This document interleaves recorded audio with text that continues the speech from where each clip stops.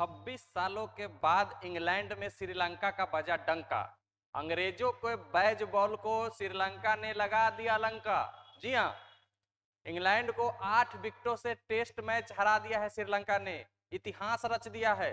26 सालों के बाद अंग्रेज को हराया है श्रीलंका। 1998 में लास्ट जीता था श्रीलंका, इंग्लैंड में इंग्लैंड को हराया था। 26 साल हो गए थे। और किया ओवल जहां पर ये मुकाबला हो रहा था, इससे पहले भी एक मैच श्रीलंका खेली थी इस पर, और इससे पहले भी एक मैच हराई थी श्रीलंका इंग्लैंड को, और फिर उसी ग्राउंड पर फिर से हरा दी है। मैं बार बार कह रहा हूं कि इंग्लैंड के जो मेन बल्लेबाज है जो रूट साहब है, जो रूट अगर चलते हैं तो इंग्लैंड मुकाबला जीतती है, जो रूट अगर नहीं चलते हैं तो इंग्लैंड को कोई औकात नहीं है। बांग्लादेश हराएगी इंग्लैंड को, और बांग्लादेश तो खैर हराई भी थी ऐसे भी, लेकिन जो रूट अगर नहीं चलते हैं इंग्लैंड में तो फिर कोई नहीं रोक सकता है। बहुत अच्छी गेंदबाजी, बहुत अच्छी बल्लेबाजी का नजारा पेश किया है श्रीलंका ने।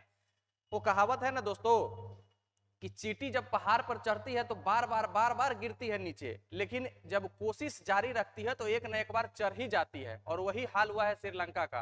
पहला टेस्ट मैच हारी, बहुत क्लोज गई, बहुत अच्छा स्पिरिट, फाइट ऑफ स्पिरिट दिखाया, लेकिन दूसरा मैच में भी अच्छा खेली। Dhananjaya de Silva as a captain बहुत अच्छे फॉर्म में है।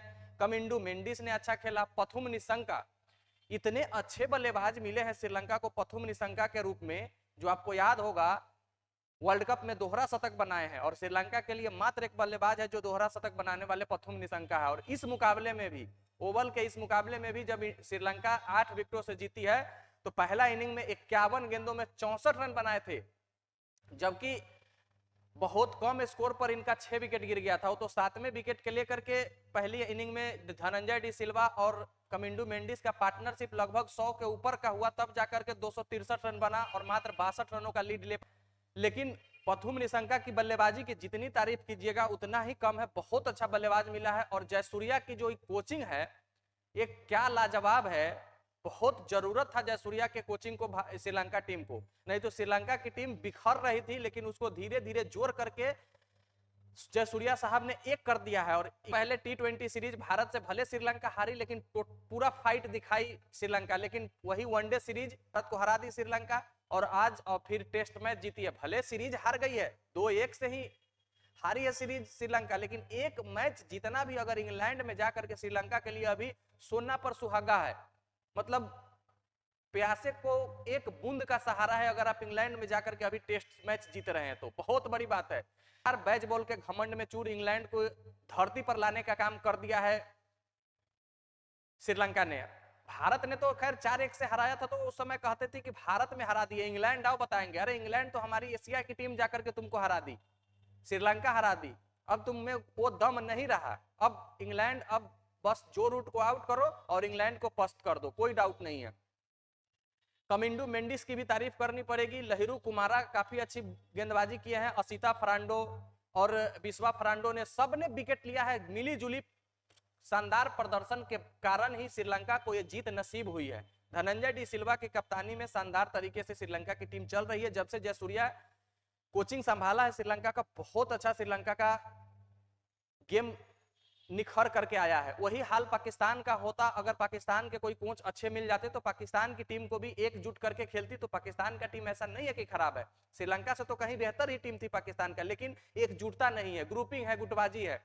मैच की अगर आप बात कीजिएगा तो श्रीलंका के कप्तान धनंजय डी सिल्वा ने पहले टॉस जीतकर गेंदबाजी करने का फैसला करते हैं, और गेंदबाजी उनकी अच्छा फैसला होता है, लेकिन फिर भी इंग्लैंड की टीम 325 रन बना देती है। जो रूट साहब पहली इनिंग में भी नहीं चलते हैं, लेकिन शानदार बल्लेबाजी बेन डकेट के द्वारा 86 रन और कप्तान ओली पॉप के द्वारा 154 रनों की पारी खेली जाती है और 325 रन बना देती है। ऐसा लगता है कि श्रीलंका 325 के जवाब में नहीं बना पाएगी रन, तो श्रीलंका जब बल्लेबाजी करने आते हैं तो 100 रन के आसपास ही 6 विकेट गिर जाते हैं, तो लगता है कि 3 दिनों में मुकाबला खत्म हो जाएगा।